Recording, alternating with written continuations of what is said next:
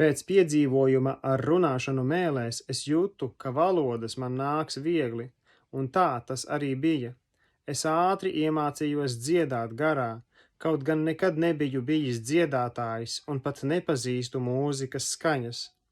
Nekad nemeklēju mēlis, bet tās nāca. Mans dabiskais prāts pretojās šai idejai kā tādai. Šis notikums pārsniedza cilvēka domāšanas spēju. Tas nozīmēja atmest šo prāta kontroli pār lietām, un tā ir muļķība pēdiņās un piedauzīšanās akmens, kur klupt dabiskajam prātam un cilvēka spriešanas spējai. Skatīt 1. korintiešiem 2.14. Tas ir pārdabiski. Mums nav vajadzīgs paļauties ne uz vienu pašu, kas nav sasniedzis šo nošķiršanās un sevis atdošanas šķirtni savā cilvēka garā. Šo iešanu cauri nāvei, savai paša spriešanas un lēmumu pieņemšanas spējai, nepieņemot šādus uzskatus un pat necenšoties tādus cilvēkus saprast. Dabiskajai spriešanas spējai ir jābūt pakļautai jautājuma garīgajai būtībai. Pastāv šķirtne starp saprātu un dievišķo atklāsmi, kas jāpāriet. Tas iesākas ar piedzīvojumu, kas ieved vasarsvētku kristībā. Tas ir šīs kristības kredo. Tāpēc vienkārši un vientiesīgi ļaudis parasti to saņem pirmie, lai arī varbūt nevienmēr tas notiek līdzsvaroti un mums rada piedauzību. Bet viņi ir kā mazi zēni, kas dodas uz upi peldēties, pielietojot visai vienkāršotu ainu. Tas ir skaidrots, pielietojot visai vienkāršotu ainu. Viņi šajā ūdenī ielec pirmie, jo tiem ir mazāk drēbju, ar ko sevi aizsegt. Mums visiem šajā piedzīvojumā ir jānonāk kailiem, pēdiņās kailiem. Pirmatnējā draudze tajā dzīvoja un eksistēja kā normālā vidē. Tā elpoja vasarsvētku gaisu.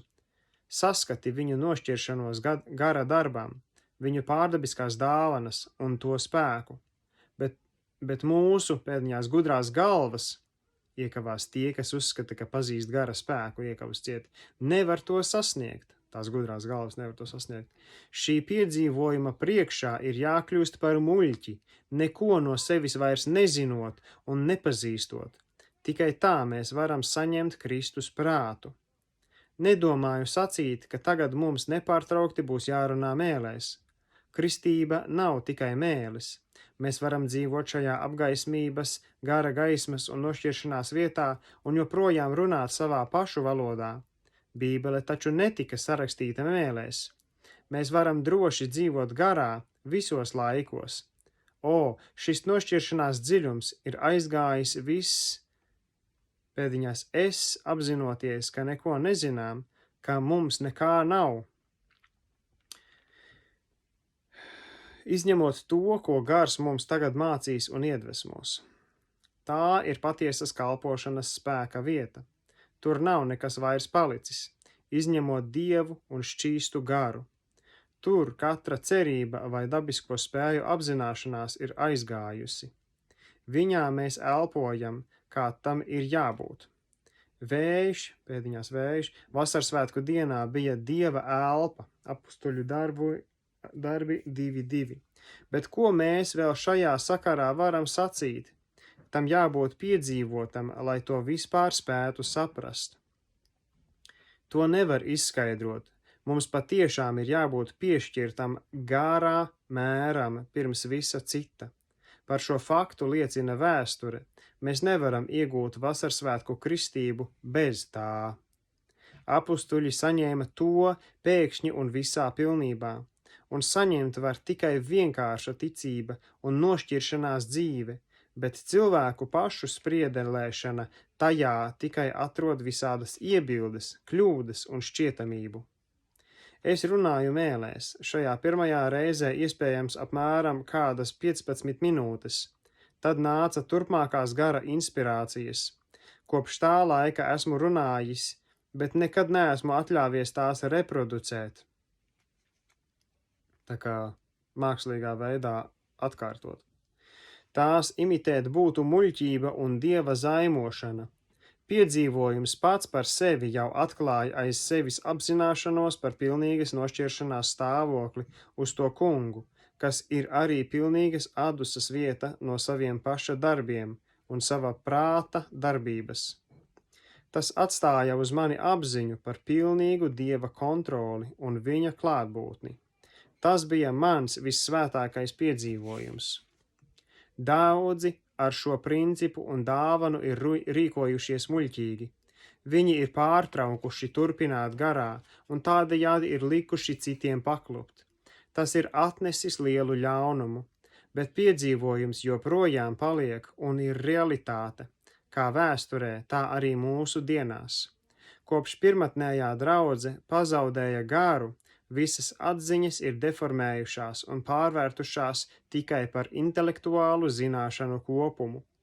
Viņu Dieva vārda atziņa un Dieva principu apzināšanās ir palikusi tikai intelektuāla rakstura, kas rodas caur dabisko spriešanas spēju un prāta darbināšanu. Vēsturiski, regresējis, tas cilvēkiem sniedz visai maz atklāsmju, apgaismības vai inspirācijas no Dieva gara. Pazīstamie komentētāji Konībers un Hausons raksta. Runāšanas mēlēs dāvana ir rezultāts pēkšņai pārdabiskā elementa atbrīvošanai pār ticīgo. Tā ietekmē notiek prāta mehānisma darbības apturēšana, un cilvēka gars caur acu mirklīgu saikni ar Dieva garu iegūst prieku. Un tieši šajā priekpilnajā stāvoklī esot, ticīgais piedzīvo neuzvarama spēka izliešanos, kā rezultātā atbrīvojas kāda pateicība un garīga saplūšana, ka tas izpaužas vārdos, kas nepieder viņam pašam.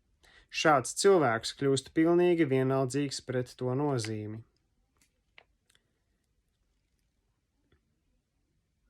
Stalkeram, tātad tas ir uzvārds.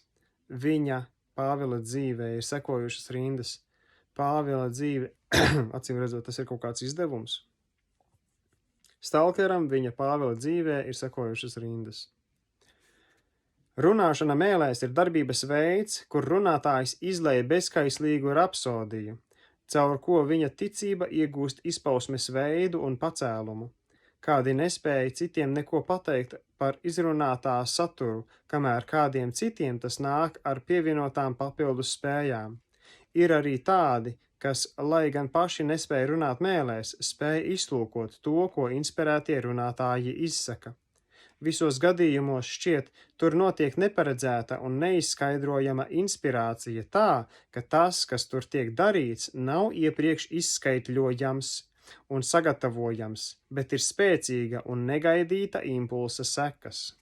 Šie fenomeni ir tik ievērojami, ka, ja mēs spētu ieskatīties vēsturē, tie pilnīgi apgāstu mūsu uzskatus par kristīgo ticību. Tie parāda, kādam varenam spēkam ir jāpateicas par to, ka pasaulē ienāca kristietība.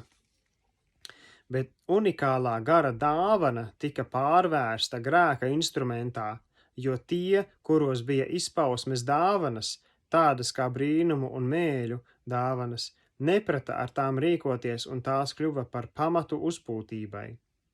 Privilēģiju iegūšana vienmēr saistās ar zināmām briesmām. Bērni sevi sagraiza ar asu nazi, tomēr mēs esam daudz lielākās briesmās, ja paliekam stagnācijā, tur, kur esam pašreiz, un nedodamies uz priekšu, uzticoties Dievam. Aprakstot kādas no manām personīgajām izjūtām pirms kristības saņemšanas, es uzrakstīju sekojošu rakstu izdevumam Kristīgais ražas pļāvējs. Tā, tas ir diezgan garš. Labi, izlasīšu. Manas sirds izmisīgi kaut ko meklēja.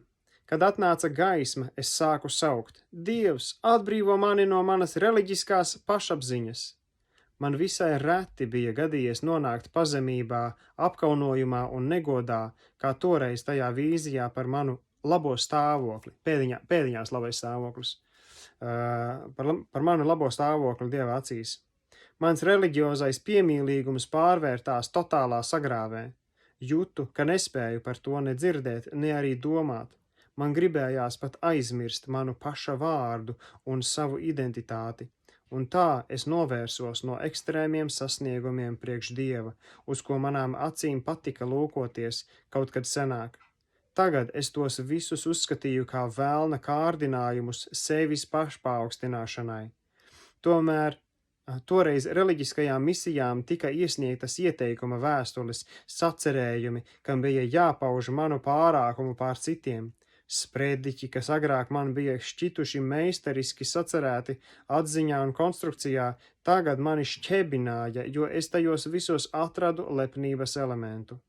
Man atklājās, ka esmu paļāvies uz savu intelektu un spējām, sagaidīdams dievišķu atzinību un debesu algu.